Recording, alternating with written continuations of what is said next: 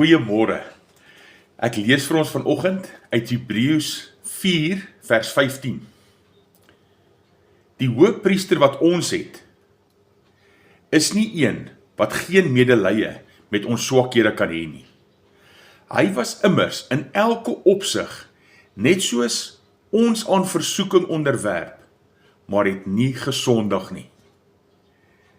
Ek en jy word van tyd tot tyd gedruk, en ek en jy word van tyd tot tyd versoek, en ons emosies is op en ons emosies is af, en ons gemoed is op en dan is ons gemoed af, want hierdie wêreld druk.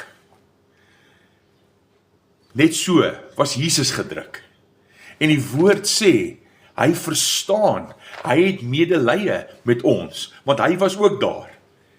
Maar hier's die ding, hy het oorwin. Hy het nie gesondig nie. Hy het die sonde oorwin. En omdat ek en jy in hom is, het ons ook reeds oorwin. Die Here seën jou vandag.